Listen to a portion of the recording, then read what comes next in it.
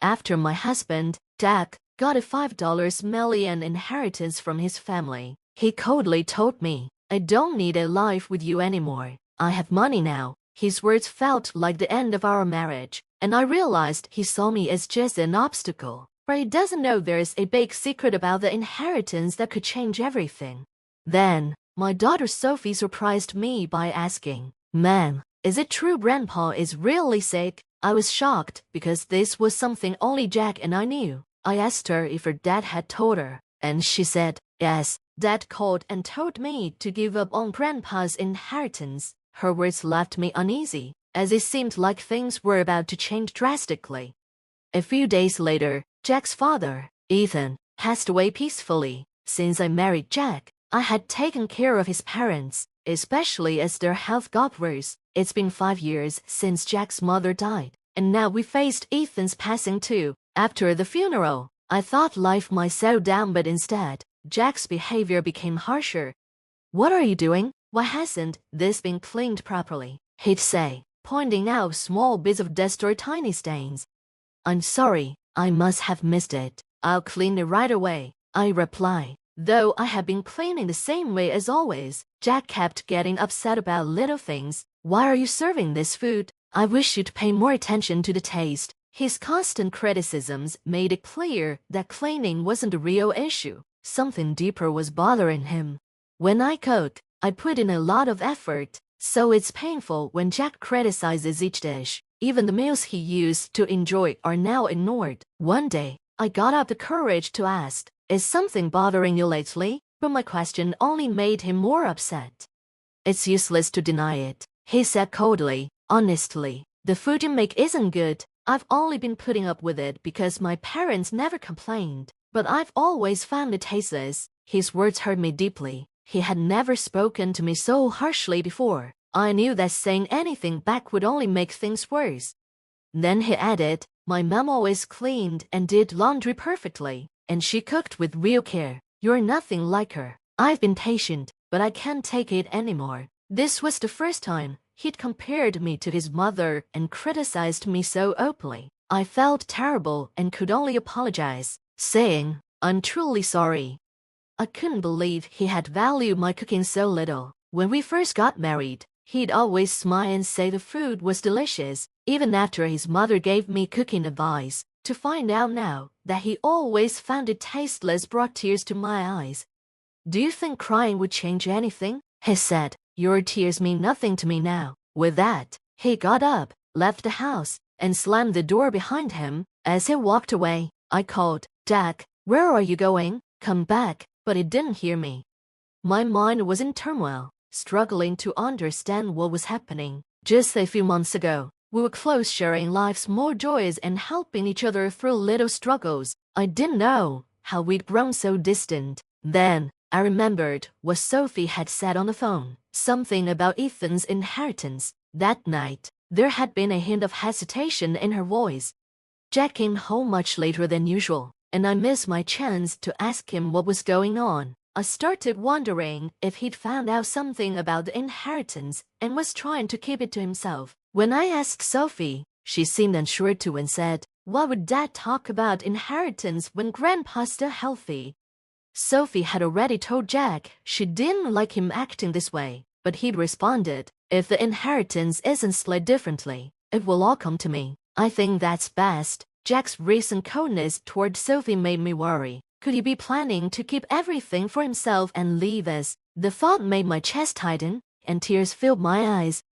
As I sat there in the quiet room, the sudden ring of the phone startled me. I saw Jack's name on the caller ID. I didn't want to answer, but I knew he'd get upset if I ignored it, so I picked up reluctantly.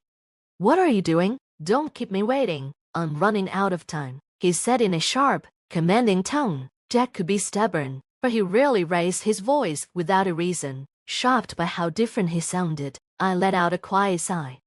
"Is there something wrong?" I asked.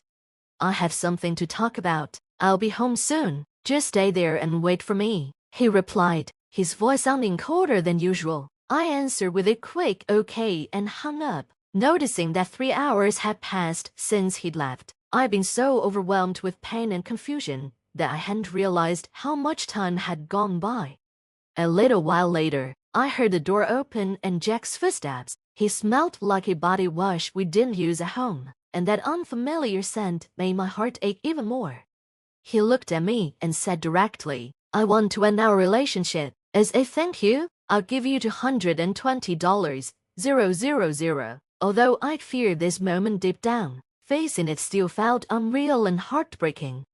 The shock was so overwhelming that I felt my tears dry up. Jack looked at me and said, "I'm tired of you not managing things at home. I just want to live peacefully in my old age." Linda had always dreamed of a peaceful old age, but that dream was being destroyed by Jack in front of her.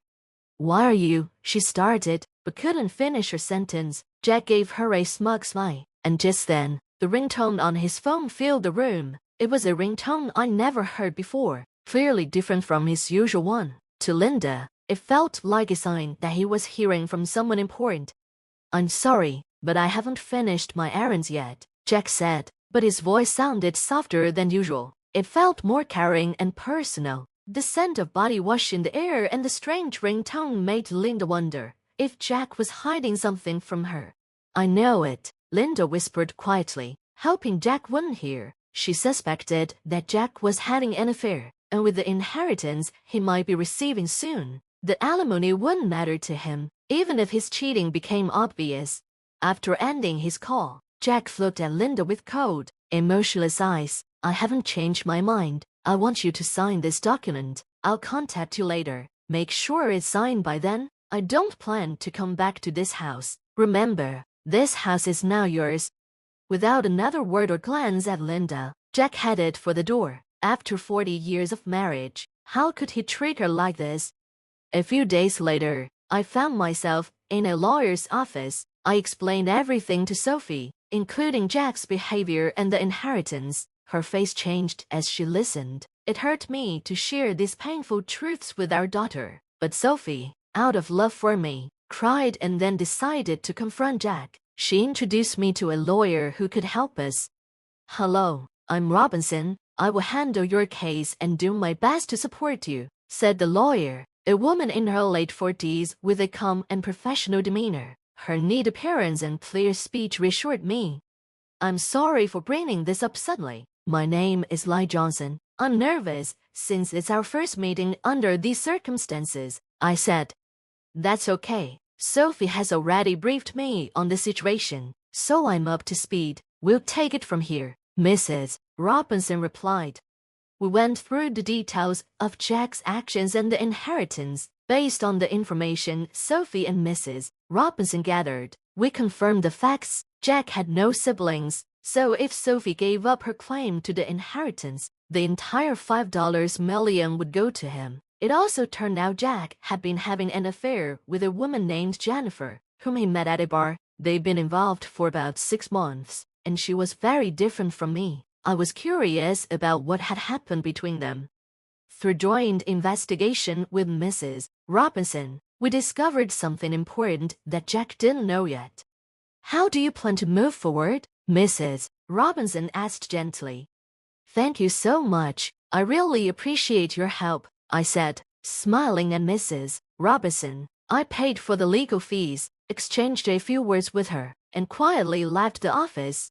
5 days later, I received a call from Jack on my cell phone. He suggested we meet at a quiet cafe. I arrived a little early, and the place was unexpectedly empty. The owner greeted me warmly and let me choose any seat I liked. I picked a spot by the window, hoping to enjoy the peaceful view outside. After a while, I heard the entrance bell ring. I looked up and saw Jack, accompanied by his new girlfriend, Jennifer. When Jack saw me, he smirked with a look of pride. "Are you prepared for the divorce?" he asked, surprising me with his first statement. It was clear, he thought, he was in complete control of the situation. "Is this your new associate?" I asked, stunned that he brought her to such an important conversation. I couldn't believe he'd make such a choice. I began to wonder if the man standing before me was the same Jack I once loved. Had he changed because of his affair, or was he always like this? Jennifer then spoke up. "You're Jack's wife, right?" "My name's Jennifer. I've recently started dating him. She smiled in a way that I couldn't fully understand. I've heard a lot about you from Jack. Seeing you in person, I have to say, you look a bit older. I wonder how Jack endured all these years. I feel a little sorry for him. Jennifer clearly took care of her appearance and looked much younger than her actual age. She was in her 60s, but compared to her, I might look my age. Still, I couldn't accept how she phrased it.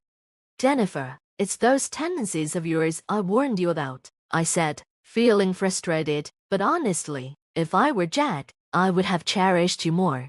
Jack cut in, looking irritated. I don't want you to overthink it anymore, Linda. I just want you to sign the divorce papers. His attitude, as expected, took me by surprise. Hold on, there's something I want to discuss.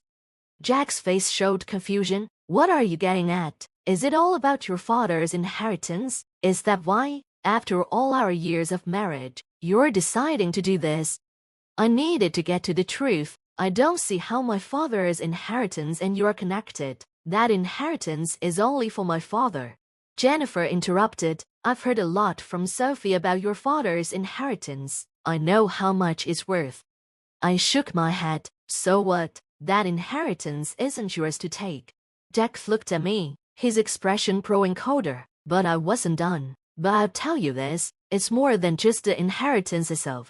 One of the reasons I want to separate from you, Jack, is because I'm done taking care of my parents. You've only seen me as a caregiver, not the loving wife I once was. I don't even have the energy to cry anymore. Can we speed this up, Jack? I asked. I want to move on with my life. He looked at me and said, besides, haven't you let go of Jack yet? Don't make me say it again. I'm not starting a new life with you. I want you to sign the divorce papers. Anger and sadness hit me all at once. My hand trembled, but I took a deep breath and pulled out the divorce papers. But my name wasn't written on them yet. The situation wasn't over yet. You remember you promised me the house and the money, right? I said, remembering the conversation we had. I clearly remember. Jack nodded. Yeah, I said that. I'm a man of my word, so I'll give you the house and the money. You say you're kind, I said, but a truly kind person wouldn't just use their wife as a caregiver and then abandon her. So, I'm asking for $30,000 in compensation and the rights to the house. Jack's eyes widened. Compensation? When we talked about money, it was supposed to be $20,000. I raised my eyebrows. You always try to pay me the least possible amount. The difference of $10,000 may seem small to you, but it means a lot to me. So I think $30,000 is fair.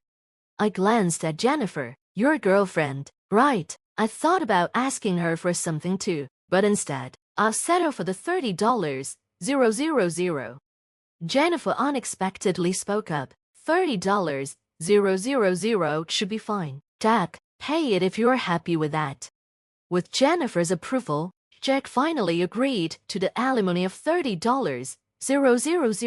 But now we needed Jack to sign the land title change document and the notarized alimony agreement that Mrs. Robinson had prepared. Jack looked surprised at how prepared I was, but I stayed calm. I have a life to continue, I said, easing his suspicions. We placed our seals in the correct spots, and Jack smiled as if he was expecting something. So, Linda, will you sign the divorce papers now? I nodded. Understood. I carefully wrote my name on the papers and firmly stamped it, ending our marriage. Jack couldn't stop laughing, his voice echoing through the room. With this, you and I are done. I have something to tell you. I'm set to inherit $5 million, so I don't need someone like you anymore. Thanks for the divorce. What a foolish ex-wife you are, letting go so easily for just $30,000. His laughter rang out as I laughed, and I quickly walked away, heading straight to City Hall. My only goal now was to complete the divorce process and completely sever ties with Jack and Jennifer. They might be laughing now, but I wondered how long their happiness would last. A month later, I sold the house Jack gave me and started preparing for a new life. I decided to live near my daughter, Sophie, who was about to start her new life near her husband's parents' home. Since Jack's mother lived nearby, I thought there might be moments when I'd feel uneasy, but Sophie's husband welcomed me warmly, always thoughtful and considerate, which made me feel much better. At first, Sophie was angry about Jack's actions, but when I told her something important, her expression changed completely, and she smiled brightly. I had a feeling that Jack would soon realize what I had planned. As proof, I made sure not to change my phone number. The day I had been expecting came sooner than I thought. In the afternoon, my phone started ringing non-stop. It was Jack. He called over and over again, but at first, I chose not to answer. After several calls, I finally picked up. "Hello," I answered, surprised by the call. "Why are you doing this?" Jack's voice was raised, full of frustration. "What's the matter with you? Where are you right now?" I thought he might have gone to our old house, but I knew it had already been sold. It might have new tenants or could even be an empty lot now. I imagined Jack's panic and, for a moment, felt a little sorry for him. "Since we've decided to divorce, there's no need for you to be involved anymore," I said. "By the way, where's Sophie? I can't find her." Jack had gone to Sophie's old house, but of course, she wasn't there. I had taken care of all the arrangements for her new place with her husband's family, so Jack had no way of knowing where she had gone. He had clearly hit a dead end, so he called me. "Actually, Sophie has moved to a new place," I said. "Why didn't you tell me about something so important?" Jack seemed confused, but I noticed that now he was finally starting to understand. "Are you talking about the hidden debt Ethan had?" I hadn't expected Jack to know about it, but when I dug into Ethan's inheritance, I was shocked by how much debt he had hidden. Ethan had planned to pay it off with about $5 million, but he never finished before he passed away. The debt was left unpaid, and now, when the inheritance passed to us, we were also responsible for that debt. Jack, blinded by the thought of easy money, hadn't done his research, and that was his big mistake. I knew now I had to ask him about it directly. "Did you know about my dad's debt?" I asked.